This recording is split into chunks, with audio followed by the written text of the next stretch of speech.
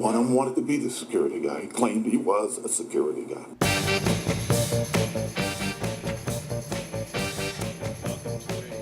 Wow edition of Security Guy Radio with Chuck Harold and my remote co-host, Mr. I'm Paul. remote. Mr. Paul, I'm trying not to get soaked, Bristow. Yes. What secret? And I've got to tell you, it's pretty weird looking at you on this on the live feed. Weird? I'm not sure Well, that's... you're just behind. You're slow. Oh, well, that's my natural state of being, according to some people, so that maybe not be too weird. Now, you did hear me say that this is a WOW edition of Security Guy Radio, right? Yes. Do you know what that acronym stands for? No. It's not the war on women, by the way. Not that. Quite the opposite. It's something I came up with called Women Overcoming Wackos. Because we're going to talk with a special guest who basically was in a abusive and stalking relationship for approximately 20 years. And we're going to go through her story confidentially. We'll call her Eve, and we're going to call her ex-husband Adam. Or Adam Henry may be another term some people might recognize. Paul, you recognize that term, Adam Henry, don't you? Yes, oh yeah. Yes, it's appropriate. Yeah. Hello, Eve. How are you? I'm fine. How are you, Paul? I'm good. So welcome. Welcome to the show. And we know this is difficult. We know this took a lot to get up the courage to do this. We put a lot of work. And Eve and I kind of went over this beforehand, and we kind of came up with some stories and background. And literally, as I read it in some of these portions of the interview, I said, wow. Like, really? Wow. And then I just came up with that acronym. It just seemed to kind of work out. Would you say it's appropriate? It's very appropriate. Right. I think people will see that once we get started. So we're going to talk today about your relationship that spanned at approximately 20 years. And what's interesting to me and the viewers is this is not 20 years ago going yesterday backwards. This is now 20 years ago and 20 years ago backwards, right? We're maybe between the 80s and 90s and that period roughly. That's accurate, yes. Yeah.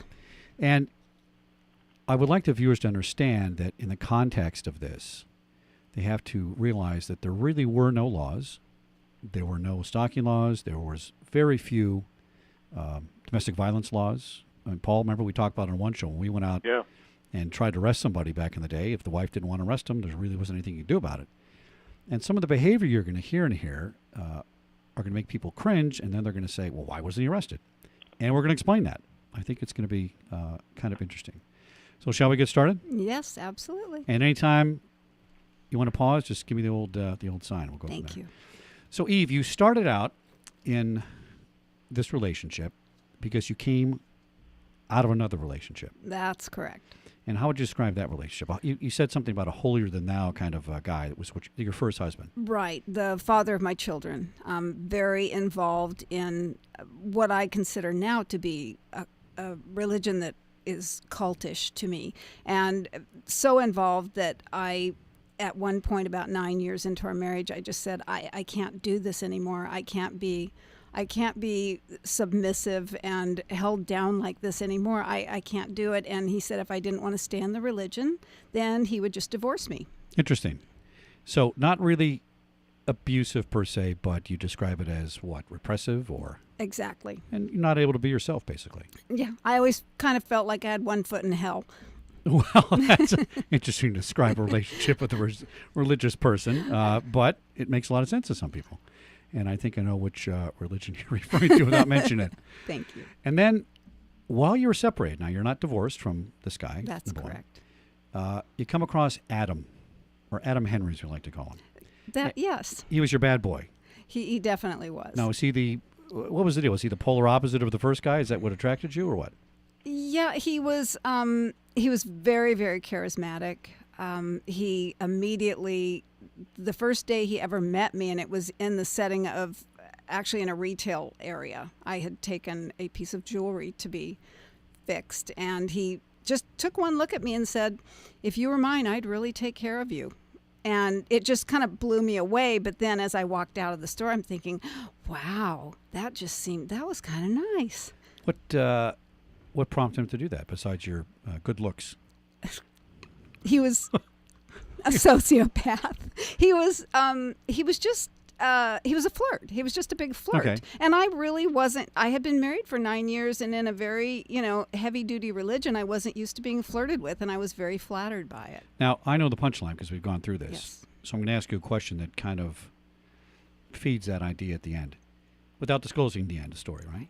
Did you, in retrospect, do you now have an opinion that perhaps he had his eye on you before he met you, that perhaps he had seen you somewhere else, perhaps he was stalking you then? Because we're going to talk about the stalking as the big part of this at the end. I don't know. It's very possible. We lived in the same city for a long time. I really don't know. I just think that possibly he sensed from me a vulnerability, which I definitely had, just having gotten out of a bad relationship. Right, and that's some of the psychology Yes, of these people, that exactly. the sociopathic behavior, they really do know what to say. Intellectually, it's not an emotional response, it's an intellectual response to get a response out of you. So just curious. So did he appeal to you as a, besides a bad boy, did he appeal to you as a father figure? To your kids? To, 'cause you had 2 kids at the time. Yes, and they were very, very young. He didn't appeal to me upon first meeting. However, once we were in the relationship, he did everything in his power to come across as the father figure to my kids. He wanted to take my kids in also, because I know that they were my heart. So of course, if my kids loved him, that would make me love him more, right? In his mind. Did he bring that up early on? Well, let me ask you this. How did he ask you out? Right then and there?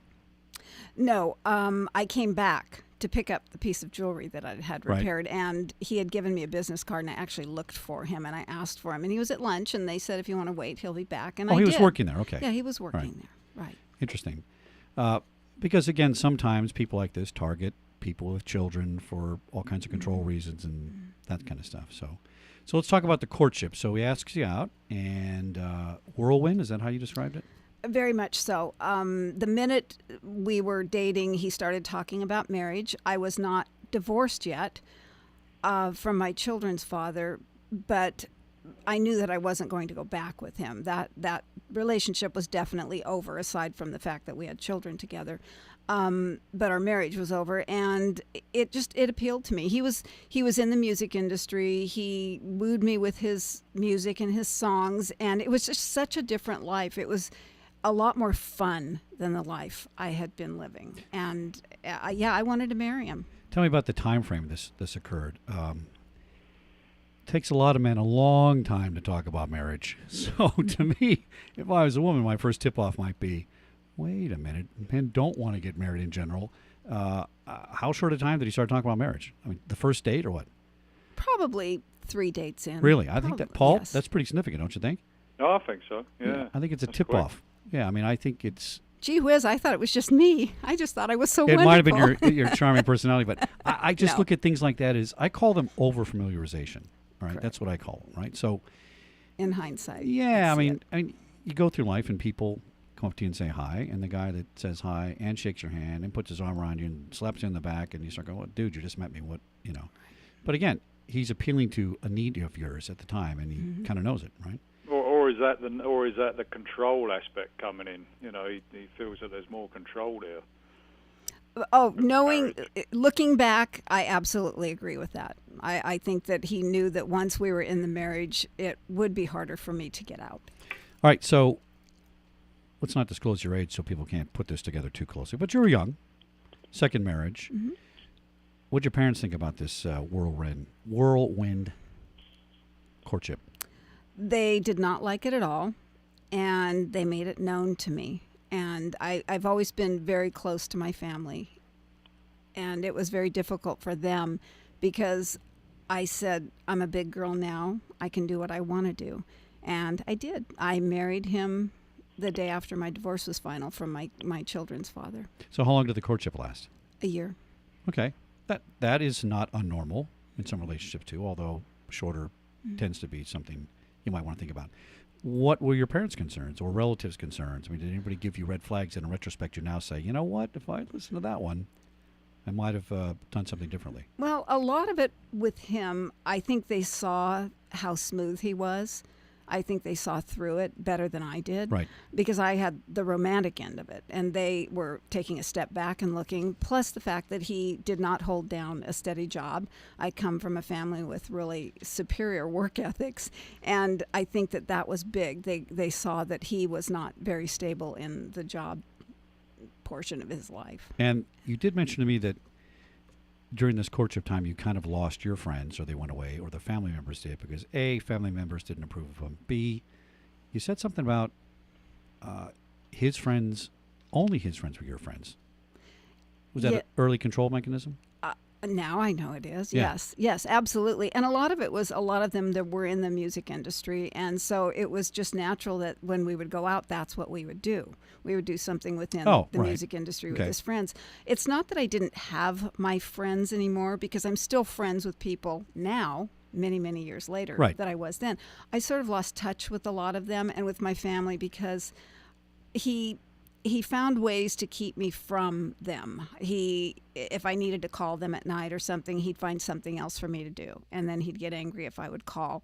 That was kind of the start of the temper tantrums. And Well, you did say he shared something a little shocking to you that you learned during the courtship phase. Yes. What was that?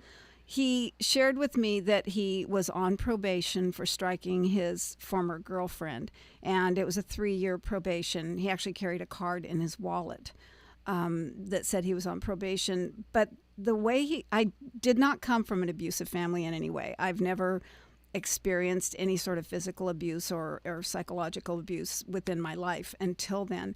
And the way he explained his striking her really... It gripped my heart. I really felt sorry for him. He made it sound so sad for him because he approached her in a public arena where she worked. It was a restaurant or something, and he was vowing his undying love for her. That was a red flag, Okay. because he had an undying love for me. Right. And she laughed at him publicly, and so he pretty much smacked her around and I think he might have even broken her jaw or something. But honestly, I thought it was a one-time thing. And I thought, oh, my gosh, poor him. He was publicly humiliated, and he loved her. How could she do that? Right. And then Steve, did he ever mention that he'd got a restraining order from that? No, there was no restraining order on that. Against him, right? Against him, Yeah. correct. And then he was on probation during the courtship. Did he get off probation during your courtship? Yes, he did. As a matter of fact, we celebrated him getting off probation. We burned the little card, and it all seemed so romantic at the time. I know. I look back and I Okay. just shake my head at myself. Yeah. Well, as we go through the story, we're going to make sure we emphasize in different parts here that these are not easy choices to make in these relationships. And when I was a cop, I used to think really they were easier. I go to a call. I find out that somebody's got a problem. I say, well, why don't you just leave? And it's not so easy. We're going to talk about that. I just want to let people know about that. Thank you. Okay, so when did you first experience this anger thing of his? There was early signs that he was a raging anger guy. Yes, it didn't take much to trigger him. Never and- physical with you, though, just psychological. Correct. Right. Physical with inanimate objects. Breaking stuff or whatever. Breaking things, putting his fist through a door or a wall, stomping all the lampshades in the house, smashing them, pulling phones at that time out of the wall, landlines. Right. It would take the smallest thing to trigger him. When he was out of work, of course, there were always financial things. I was always the breadwinner. I had a steady job for the whole time. And he could just have a bad day or he wasn't feeling well, and you would walk into the house and just know the air was thick with tension. And it didn't take anything to trigger him. I mean, it would take a look or just some offhanded comment, and he would just fly into a rage. He was very scary when he was raging. His eyes even, it's hard to explain, but even his eyes were just scary. Was that we call it a pre-incident indicator? That Right. if you saw his eyes, you knew something was coming. Mm-hmm. Now, did you attribute any of this in the courtship phase to you? Because when early on in a relationship, it's hard to understand everybody's role initially, right? Mm-hmm. And did you naturally go to the premise that it was something you did, or just thought he was out of work and had a problem and you were going to help him with it? In the beginning, the latter, that he was out of work, he had a problem. But as it went on, I became I don't like the word victim, and I've told you that before, but I Right. became the victim of his rages, or the focus of his rages, and he pretty much had me convinced that it was my fault. Oh, during the courtship he did? Yes. Oh, that's interesting. I said I'm sorry a lot. Okay, so all my viewers are sitting here going, why would you marry him then? And if that's not easy to answer right now, we can answer later. But I can answer. what were you thinking? I mean, because after he would rage, then he would take me back into his arms and tell me how very much he loved me. And one of his favorite phrases that it took me years after I left him, it took me years to realize what he meant when he said, "Nobody will ever love you like I do." Well, apparently, not to laugh, but apparently, You can because I laugh. know the story, Yes. that's true. Yes. Way true. Yes. And then, did he do this in front of the kids? That's always an interesting control mechanism to me. He did not for a long time. My kids would have their weekends with their dad sometimes, and sometimes they would even go over and spend a week with him. And he was very careful. He was good. He was very careful because he wanted them to love him. He wanted to look like the good guy to them. And so most of the time it was when they were gone. Did you feel that might have been some sort of a veiled threat where you wanted to try and keep him calm so he didn't go off in front of the kids? Or did he ever threaten to go off in front of the kids if you didn't behave a certain way? He threatened to. And Okay. as they got older, and this is a little bit down the road, but he threatened to harm them. He said that he would beat them when they were old enough, as he put it, when Oh. they're old enough. Oh, how nice And- of him to let you know that when Yes. they got older he was going to do Yes, that. and Okay. I had a response Wow. for that. See, I said, wow. Look at that. You did. Oh, that's my first wow. Go ahead. Sorry. No, it's all right. I did tell him that if he ever touched one of my kids, that just never to close his eyes again. That's all I had to say. I hear that. Now, you get married. Mm-hmm. Did the family come? No, we eloped to Las Vegas. Oh, okay. It all seemed very romantic at the time. Whose choice was that? His or yours? His. It sounds like he controlled from the beginning what was going to happen. He did. All right, so let's talk about the day-to-day. So you're married, Mm-hmm. and was anything happy about it?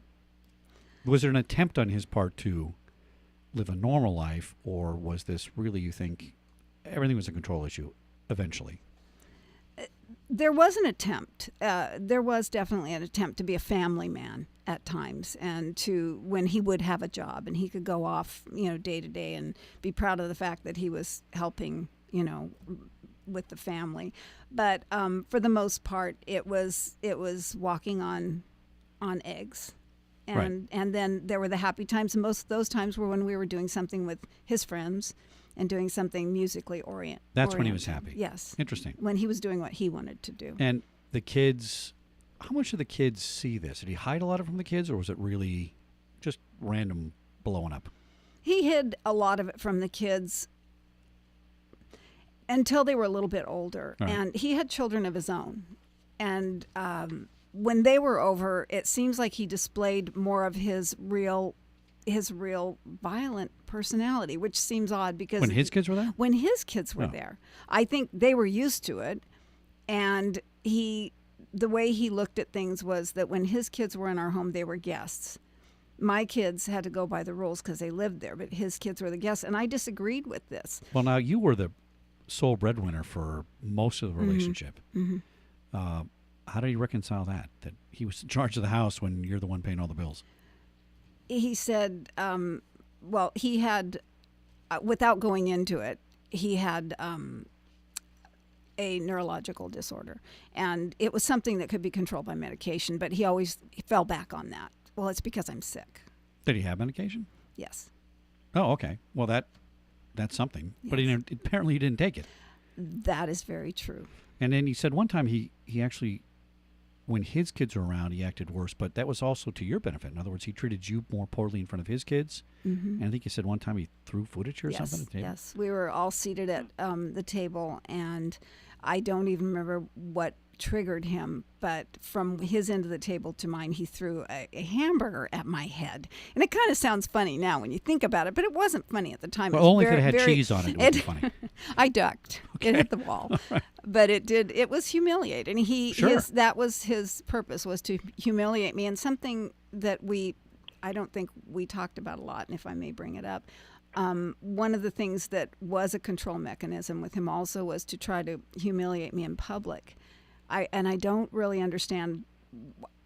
Even looking back, what that was about. But the smallest thing, we could be in a grocery store, and he would start raising his voice and just getting really, really loud, and I would just walk away and I'd go get in the car. But for some reason, that pleased him. It fed him.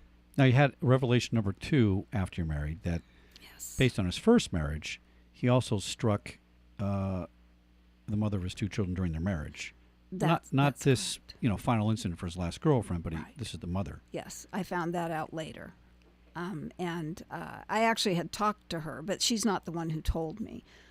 It wasn't like we didn't have a friendly relationship except when I was paying his child support for him. You paid his child support for his first wife? Yeah, to keep him out of jail. Wow, unbelievable. Yeah.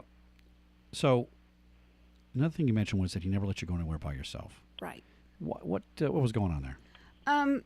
Well, I thought it was because he didn't want to be apart from me, because he had me convinced of that.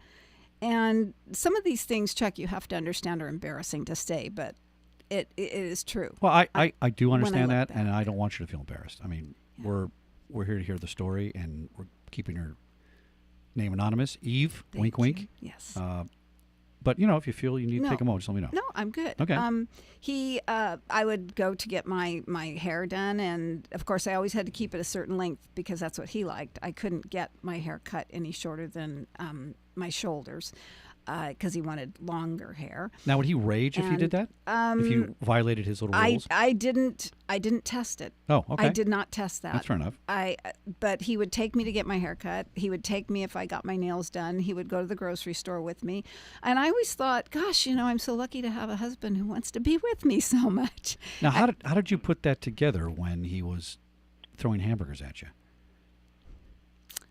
When I ask these questions, by the way, this is because I have a curious audience is going to sit there and say what? Say what? They don't understand the dynamics. I've seen enough of this. Paul, you've certainly seen enough of these things to Oh, yeah. understand Yeah. that his behavior is what he should be embarrassed about.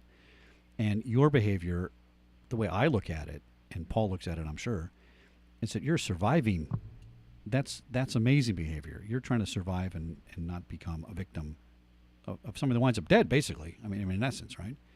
So when I ask you questions like that or say something, it's not a criticism, of course. I understand you know that. Okay. I understand that. All right, so he's controlling your haircuts, how you look. Did you ever get into how much you weigh? That's always a big one with the control freaks. Yes, that was something that he I would, if I would tend to put on a few pounds, and I'm not an obese person, but I'm Or you might be. or I might We don't be. know. Yes, that's It's true. anonymous. I Okay. am anonymous. But there was a time when he started kind of taking pictures of me from the back, which wasn't my favorite angle, and then he would show them to me, and he would talk to me about how I looked. And I can't say on here the words that he used because most of the time his rages and his insults were salted with a lot of colorful language. The 6 that- words you can't say on television? Yes, Okay. exactly. Wow, that's So unbelievable. There were a lot. I think he even made some of them up. So did you think it's because he was jealous, or what's the angle on that? When I was heavy, I think it was just, I'm not sure because he wasn't exactly thin, but he just wanted me to be a certain way. That's all it was. He wanted me to be how he wanted me to be. So I lost 40 pounds. But he didn't like you with makeup. He said I looked better without makeup, but he also said that once I was thin, he didn't feel I was happy. So I started thinking about it, and I know it was probably because he was afraid that maybe somebody else might look at me because I was thinner, and I always wore makeup. But Right. he would always say, you look better without. And I'm a woman, and I know that for a fact I don't. Okay. I'm not going to argue with that. Paul, you got any arguments on that one? Oh, no. No. You wouldn't argue with that. Smart Please man. don't argue with Smart me. man. All right, so over the years now, and how long were we married, by the way?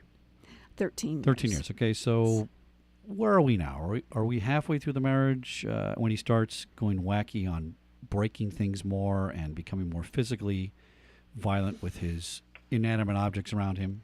I think you said he got loud and yelling and. Yeah, it probably halfway into the marriage. But do you ever stand up to him and say, "Hey, dude, Yes. that ain't gonna fly"? In the beginning of his rages, I absolutely did. I got in his face. I learned his language, and I used it right back at him, thinking that he would back down. That was very much wrong I'll tell because you it why I only ask. made him worse. I tell you why I ask, because your personality does not lend itself, in my mind, to somebody that's going to sit around and say, okay, that's fine with me, whatever. You know, you're a strong woman, you're a strong personality, you're extremely outgoing and friendly. And in reading this, I just don't see you saying, okay, that's fine. So in the beginning, you were your own personality, so to speak. Of course. Interesting. I Okay. stood right up to him. But I learned that very soon that it only made him worse. He just became more and more enraged the more I stood up to him because he was losing control. He wasn't controlling me at that moment. So the violence got worse, and it got to the point where the police were called a couple times. Right. And he was so good and so charismatic. And in those days, like you say, the domestic violence laws were a little different, and he wasn't laying hands on me. It was all psychological. And when the police would come in, he would explain it away as, oh, she's just upset. These women. And in my mind, they believed him because I wasn't really looking into their eyes and letting them know what was going on. I just sat kind of with my head down and I said, I'm okay. And I did what I called flatlining. That's just my term for it. I lost all emotion, and I would just sit there and act like everything was just fine. And that's how I became with him over the years after that, because I felt like if I just let him rage and I sat and took it and didn't say anything back, how could he keep arguing with a wall? But that's But he did. That's an interesting survival technique. It makes sense, but he kept doing it anyway. Did he threaten to leave you? Were you afraid of him leaving you? Yes. You were the breadwinner, so... No, he did. He left a couple times, walked out. Right. And I was terrified of him not coming back. I don't know why, but at that time I was terrified of him not coming back. Very interesting. Steve, how did you, when he left, how did you sort of make up again? How did that come about? He would come home, and always it was with flowers, with lovely words. He was very good, and he would make me feel all over again that he loved me just as much as he had in the very beginning. So it would be typically him making an approach to you to come back? Yes. Or would yes. you reach out to him? No, I didn't have to. He was never gone very long because where was he going to go? I was his support. Yeah. And so he would usually come back within a couple of hours. He didn't leave even overnight at that time. Yeah, okay, so he was the guy that disappeared for a week and then on a binge and came back. No. All right. Go ahead, Paul. I'm sorry. Was there any alcohol involved? I mean, did he drink at all, or was he a teetotaler? He drank very little, and a lot of it was because of the medication he took. He wasn't supposed to drink, and it was just an occasional cocktail when we were out socially, but very, very little. Did he ever try and remove your cell phone or your vehicle keys or anything like that? Cell phones? I know he used to. We didn't have we didn't have cell phones. Pager. Pager, yeah. That's right. Yeah. You forget about the times before cell phones. That's right. No, he didn't do that. He didn't do that. He wasn't going through my things then. That was a little bit later on. Now, we have a few things here. This is still during the marriage where this behavior started increasing in, I'm going to call it severity. Your dad used to work in the movie business, right? Yes. And he erased a video of your dad singing a Patsy Cline thing, or erased. Yeah. Well, it was actually a karaoke. My dad had a lovely voice, and we bought him a karaoke machine, and for Father's Day one year, and it was actually my dad singing crazy. My dad was in the movie industry prior to that, right? But my dad just had a beautiful voice, and we always had music in our house, and he did throw it away or something. I don't know. He destroyed it. And then you had something signed from Harvey. Jimmy Stewart. Jimmy Stewart. To you as a girl or what? No, as an adult. Right. I used to do volunteer work on the Jimmy Stewart Marathon for St. John's Hospital. And so over the years, I met him several times, and I had his book that he had written of poetry. Jimmy Stewart wrote one at one time, and he drew a picture of Harvey the rabbit in it for me and autographed it. And that's cool. Yeah, it was very cool. And after Paul left, I found that he had ripped that one page out. Now, he threatened to kill your child's bird a couple times? Yeah. My older son, when he was in junior high, we bought him a cockatiel. He wanted a cockatiel. They're very, very smart birds. And so he had the bird in his room. He took care of it. And anytime Paul would even walk by the bedroom, Yeah. Adam would walk by the bedroom, the bird would hiss at him. Did you just call Paul Adam or Adam Paul? Paul, she's Yes, thinking Paul, of you. I'm so sorry. Certainly not me. Well, she wasn't looking at me. Thank That's you. fine. I'm That's fine. sorry. No, it's all right. No, it's all right. So he would. It's radio. What can we do?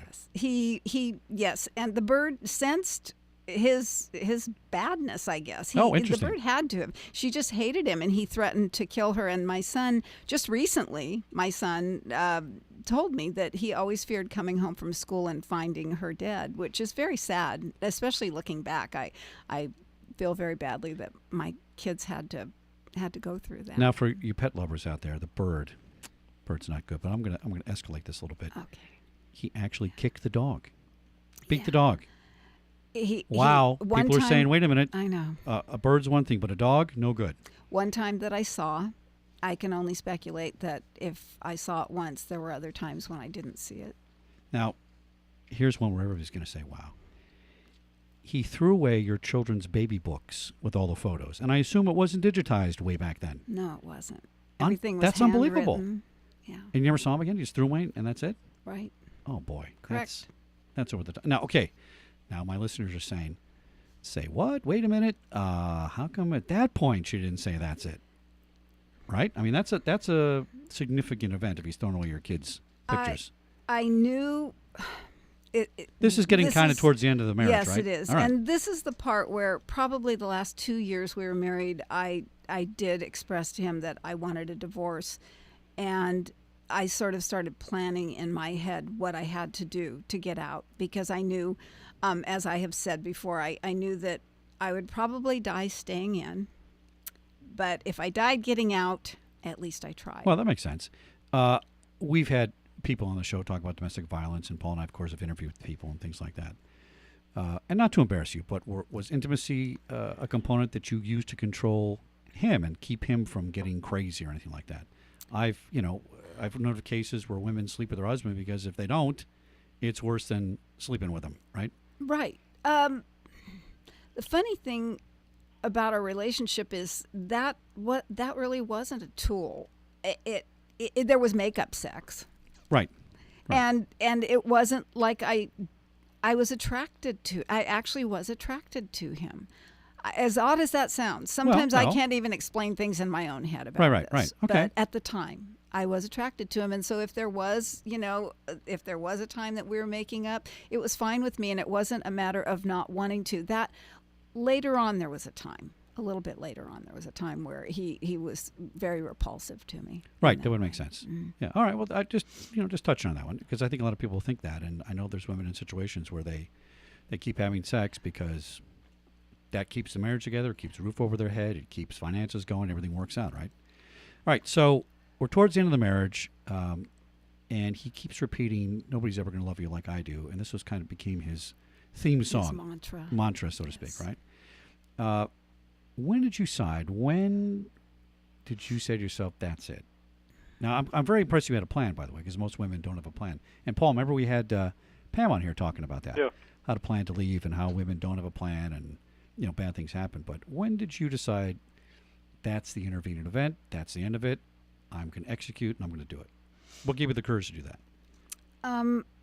I think there was one trigger that the police did come to the house, and Chuck, I don't think we actually talked about this particular thing, but something that one of my sons did that was just a typical what a 15-year-old would do. He drove the car down to the end of the street and back when he was asked to just pull it into the driveway from in front of the house, Yeah. and it sent Adam into a rage.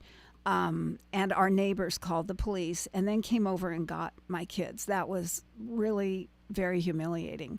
And one of them was a volunteer sheriff for, I can't remember what. This was a city. neighbor of yours. Yes, it was two roommates who lived next door to us and owned the home. And that didn't deter his behavior that there was a cop next Not door. at all. Interesting. Not at all. Not at all. Yeah. And I just, I finally got to the point where in my head, I knew that I had to do it very quickly. It couldn't be something where I said, oh, by the way, I filed today and you're going to be served with papers. I wasn't going to give him a heads up. I just wanted him to be blindsided. I just felt it would probably be a little more effective. So, But interestingly, you said his response was not rage in this case. It was what? he was served with papers, and he moved some of his personal belongings out and went immediately in the same city to the girl he'd been dating when he met me. Is this the one that he 13 years before. struck in the restaurant in public? No, she was just prior to this one. Oh, another one. Okay. Yeah, this was another one who kept him and All right. supported him. Did you ever think he was cheating on you during the relationship with these other women? I really don't think he was. Might not have been. I mean, people have morals which contradict other things. It's kind of weird, right? Yes. Did he try to get you back, or was he just during this time, or what? Well, he moved in with her, but then we hadn't gone to court yet. We had a court date that was set a couple weeks down the road, and every day that I would come home from work, he would be in the house. I couldn't tell him he couldn't be in the house because we weren't divorced yet. We hadn't gone to court yet. Legally, I had checked, and I had no rights. And so every day when I came home from work, he would park her car in my driveway. Well, that's so a nice I couldn't touch. pull in. Yes. That's nice. And then he would be in the house, and he'd usually be on the phone with her. And even if I don't know if he really was on the phone with her, but he'd be talking, smack about me and saying nasty things to her about me, and just things that he thought, I think, were going to make me jealous. I really thought I think that he thought I would be jealous. But he was trying to, I think we talked about the fact that he was trying to get you back on a daily basis, too. A contradiction. He's making you jealous in an attempt to get you back, or did he flat out ask you to come back? He asked me to come back several times. There was one particular day that this is very difficult. This is the one that I told you is very difficult, but it's compelling, and I just need to say it. Take your time. Okay, thank you. I walked in the house from work, and he was there, I was always terrified when I would come home because I just didn't know how he'd be acting. And he was very mellow. He was sitting on the couch, and he had a record on the stereo, and it was our song. It was something we'd had played at our little wedding when we eloped, and it was a favorite song of mine in particular, very romantic song. And he stood up, and he walked over, and he took me in his arms, and I was scared to death, but I knew better than to try to push him away, and he put the record on. And at the time that we were slow dancing, and he was caressing my face and kissing me, my son walked in, my 15-year-old son, and I could see the look on his face, and I signaled to him with my eyes, don't do anything. And I could see hurt, and I could see anger, and I know that he probably wanted to come over and kill Adam, but he was only 15, and I knew he wouldn't win. So he sat on a chair and watched us as we slow danced, and I've always likened it to him having to watch me be raped, and it's something that's. It's funny you should say emotional. that, because when you told me that story, I kind of got a chill, and it did feel very more intimate than that, if you can, if that makes any sense. And I think it sounds like a good idea that you kept your cool, and very good response that you kind of had your son back off, because that could have gone ugly, and it sounds like maybe that's what he was going for. Probably. Provocation. I mean, that's, very interesting. All right. Hey, Eva, could I just interrupt? Go ahead. Yeah, I'm sorry. Sure. Quick question, Eve. When you, and I think this is important for anybody else out there, when you eventually got to the point where you was going to file divorce and you was giving in the papers, how did you actually do that? I mean, was you at home when he was issued the papers, or did you stay away for the night? I mean, what was the plan on that? Because you didn't know how he was going to react, correct? Correct. My attorney was very careful. First of all, I found the attorney, of course, while we were still married. I turned to my brother, my older brother, and for the money for the retainer, because I did not have it. And he immediately, like within 5 minutes, had a check in my hand. He was so glad I was doing this. And my attorney made sure that he was served when I was at work. So I knew that he would be served when I was at work. And he actually left the house after he was served, and that's when he moved in with that girlfriend of his. So the same day. the same day, All same right. exact day. I didn't know where he had gone, Right. which was scary in itself. But then he called me to tell me, and he would call each night to let me know that he might be home or he might not be home, so that I was on edge the whole night. He was good at that. So you serve the papers, and the first judge grants him use of the house. And people are going to find that interesting and amazing, but back in the day, not unusual. And he gave him 6 weeks to stay in the house. And this, of course, he moved out with his girlfriend first, but then he would come back, like you Yes. said earlier, right? Yes. And did you kind of think at the time that, oh boy, I filed divorce, that's it, it's going to be over soon? I did, and that 6 weeks was very long. It was a very long 6 weeks. It was terrifying. He because he took full advantage of the fact that he could be in the house, and I would come home from work each day to a new surprise. I had all of my nail polishes poured down the bathroom drain once, hoping to clog them, clog the drain. He was hoping that.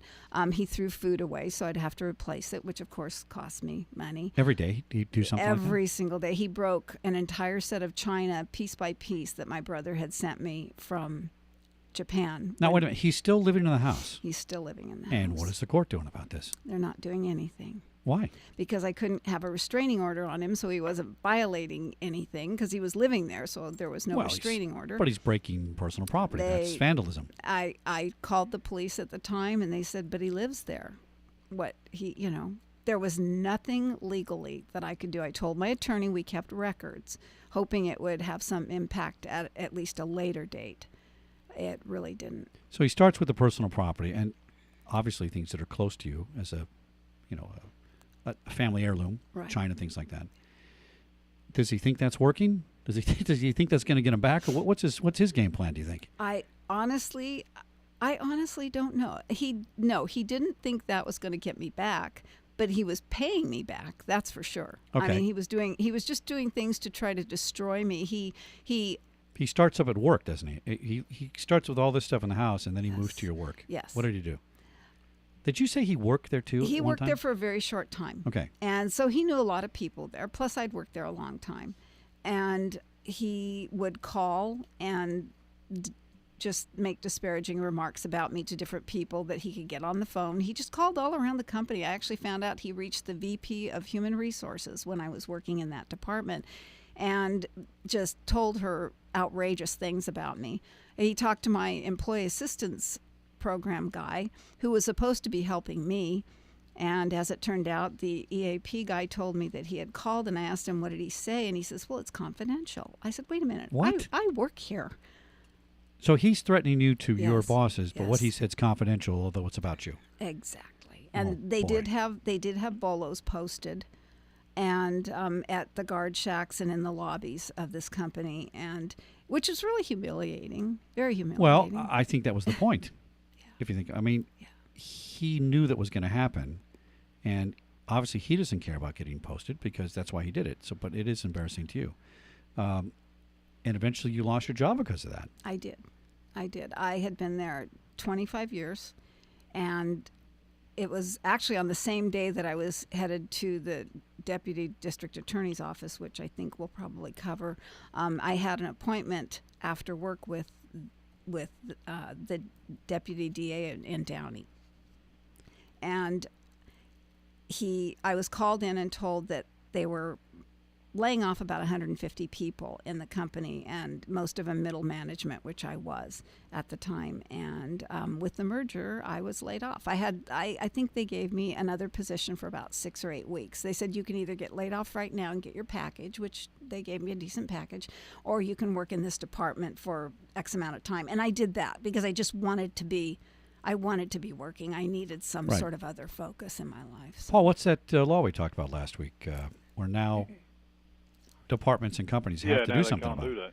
Yeah, now they have to bring you in, give you Okay. advice and stuff. But back in the day, again, nothing we knew about it, which is ironic because he, as an employee, is also a threat to the other employees, let alone him being an outside person, right? Yeah. But they, again, they victimize the victim. It's really kind of sad. Eve, during this time when he was, damaging your property and all that sort of stuff, what was he doing anything else to try and sort of, bring you back, like flowers or sending you chocolates or anything like that? I mean, was that any of that sort of stuff going on? Well, he built a shrine on my dining room table with my wedding ring and pictures of us, very romantic pictures of us from the years.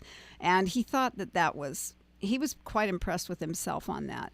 And the cycle continued even through him breaking things and throwing things away, to where all of a sudden he would start begging back and saying, "Oh, I'm so sorry I did this. I love you so much, and nobody else will love you like I do, and won't you take me back?" And that went on pretty much through our divorce proceedings, even through the 2 years it took to get divorced. What sort of time range were those cycles in? Was it days, hours, weeks? I mean, or would it just vary? It was sporadic. It would vary. Sometimes it was the whole cycle would occur within 24 hours. Sometimes it would be a couple weeks. He said he would come home with hickeys on his neck.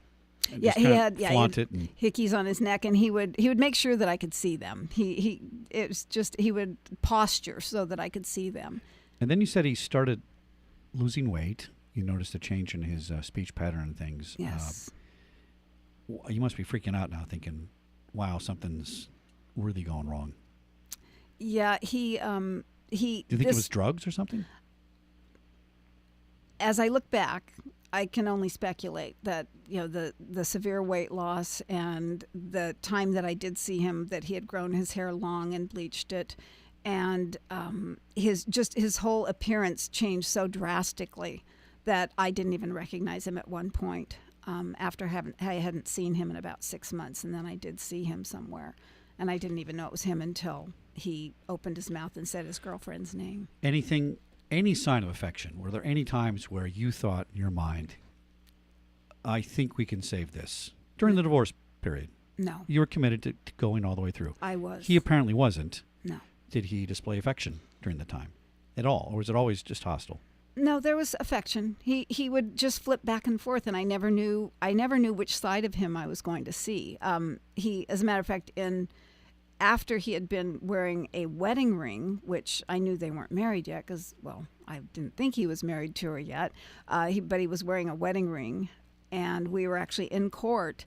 And at one point, I was at the elevator getting ready to leave the courthouse, and I heard him, and I turned around and looked, and he was running toward me and then slid on his knees all the way to me at the elevator, which scared the heck out of me. And 2 sheriffs grabbed him and pulled him back. And then 2 other ones came and just shoved me into the elevator and took me to my car. And that was him sliding in on his knees, telling me how much he loved me and please don't go through with this. And he thought it was dramatic, I guess, and romantic. Was this around the same time that the court awarded him $840 a month in spousal support? You had to support him? Yes, it was. Wow. And you had to keep him on your medical insurance. Yes. And he worked even less. He didn't even try to get a job. No, he didn't. So you're supporting him during the divorce. You get an actual court order against you to pay him, even though he's living in, well, you're going to say it was both your houses, but really it's your house if you're paying for it and getting the money. At this point, I think I would probably, I don't want to say anything unpleasant on the radio, but I think I might have taken other steps to fix that situation. Paul, what do you think? Well, you got to wonder if that's the way to go sometimes. I know it's a hard one. I mean, isn't that the ultimate insult that you were ordered to pay him money, which I'm sure he used to take his girlfriend out and do things against you and everything like that. You're paying him to harass you, really. I really was. Now, no restraining order at this time.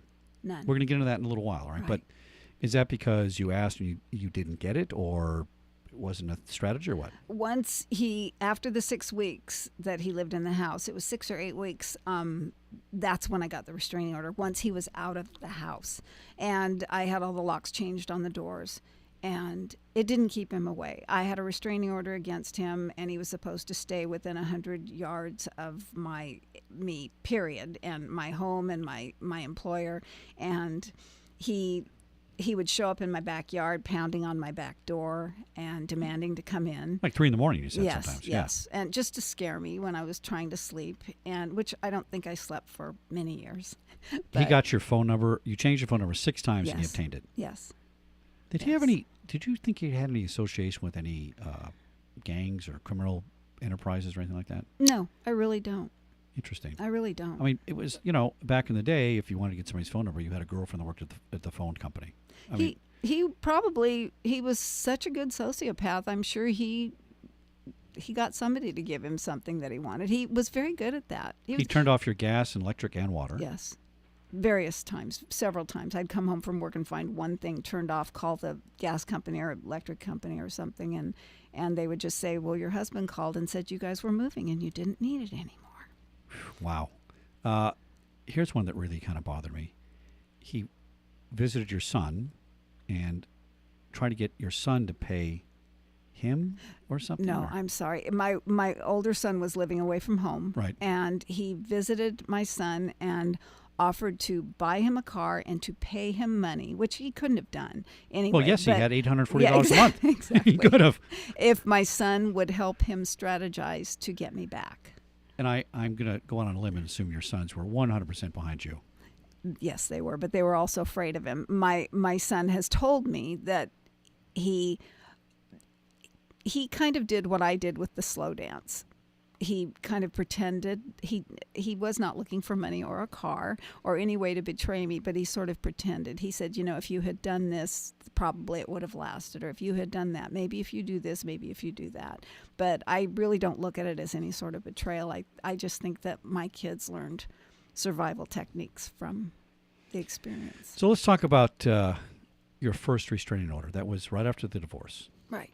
How many do you think you eventually went through and filed? And by the time this was all over? Probably 3 or 4. And did anyone ever come out and arrest him? No. Okay. We're going to get to why in a minute, but I just want to kind of set that in people's minds because you have a very good reason why you stopped filing. We'll get to that in a second. Hey, quick question. When you went out for the first restraining order, did he turn up at court or, did he just not respond? I'm sorry. When you first obtained your first restraining order, or any of your restraining orders, did he ever turn up at court, when you got your restraining orders? No, he did not. You never applied to him or answered him? No. Were you able to serve him? Yes, he was served. They were signed for. Okay. He was served. And he continued to violate them? He did. And the courts didn't do anything about it? Not for a while. Yeah, okay. So let's say your divorce is over after 2 years. Mm-hmm. You've got some restraining orders on him. He's still periodically coming around, or he's following you, he's doing different things. We're hoping it's over, but it's not. Because now he's harassing your new husband.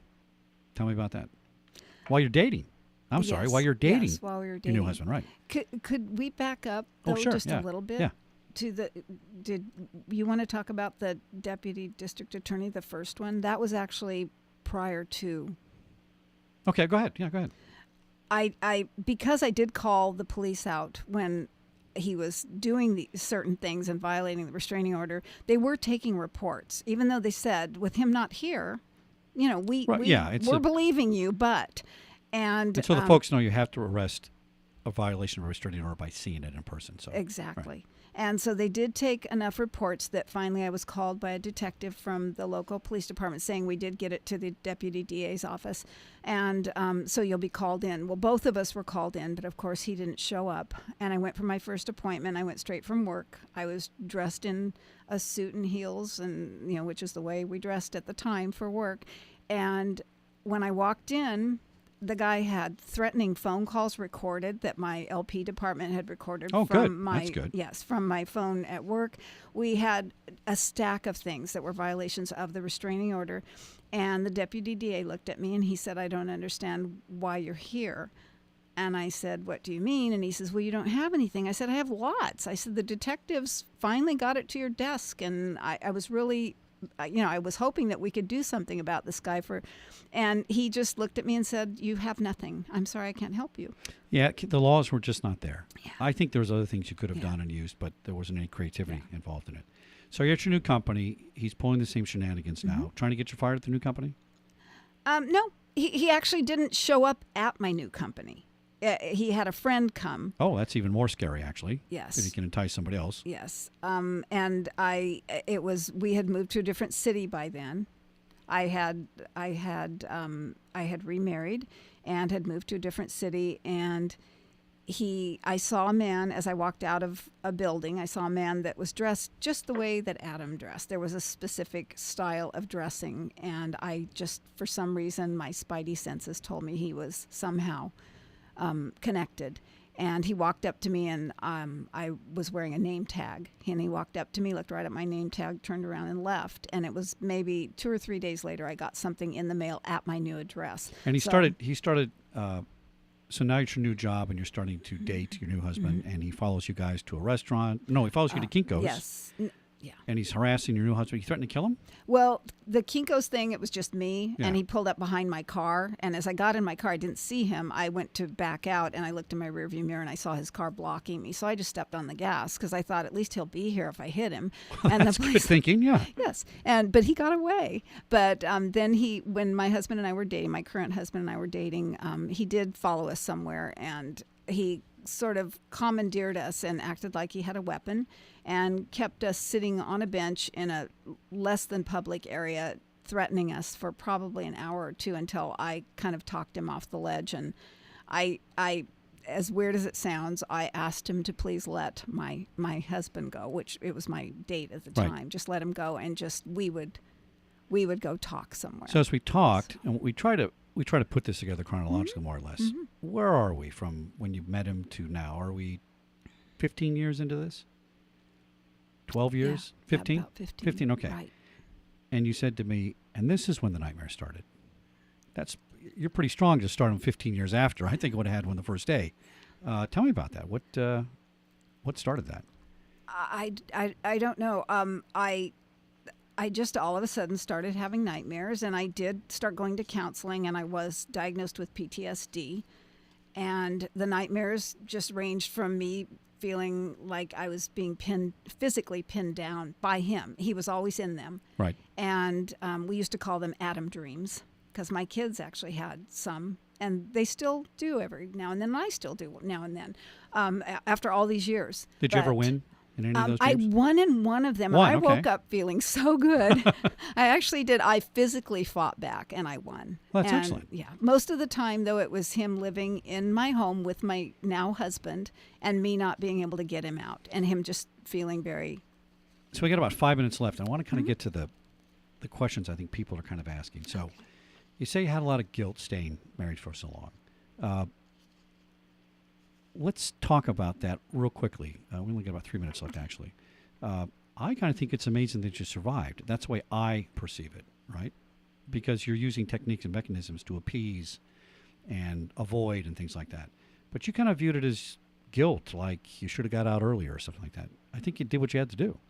Yeah, a little bit of shame for not getting out, a little bit of embarrassment. The guilt part comes from having my two wonderful sons have to experience this. Luckily, they didn't experience quite as much as I did, but they were pretty smart little cookies, and kids can sense things. And I felt very guilty about having put them through that. Of course, they have long since told me, that I shouldn't feel that way. But So you're married about 8 years to your new husband, and all of a sudden he starts using your social security number with some tax stuff and an identity theft. yes, So now we're 18 years into this, and he's still doing it. yes. Oh boy, that's just unbelievable. He put your name on some marriage certificates or IRS claims Yes, or something. yes. Now, here's how we're going to start the story today, but we're going to close it with this. Now we're 20 years post-incident. You kind of think it's over. Mm-hmm. You're at your new employer, and you go to some kind of domestic violence class as part of some training, and it's at a PD. And so they run a background check, and the PD comes in and says, "I'm sorry, Eve, we can't let you join the class." And you said, "Why?" And they said, "Because you have a 99-year restraining order against you." Yes, that's true. And of course, I immediately I collapsed. I mean, I you was thought at it was work kind of when over. I was at work when I heard this, and I just bawled my eyes out because I thought, oh my God, the nightmare's starting again. Now, what triggered, we got about 1 minute left, what triggered you stopping the restraining orders? You told me something very chilling. In studying domestic violence after the fact, I heard of a woman who was found knifed to death, and her restraining order was knifed to her chest. And at that point, I decided it was just a piece of paper and it wasn't going to protect me. I'm not saying that that's for everybody, but for me, I found that it held true because I wasn't getting any protection by having One it. last thing is the ultimate insult. He filed RICO charges on you because they think you wrote a book and owned property. Yes, $1.5 million lawsuit. And you did your homework. You know where he is. Yes. All right. Good for you. Will you come back? Yes. Eve, this has been fascinating. Paul, thank you. We're running a little short. Tune in next time on Security Guy Radio. Cheers, guys.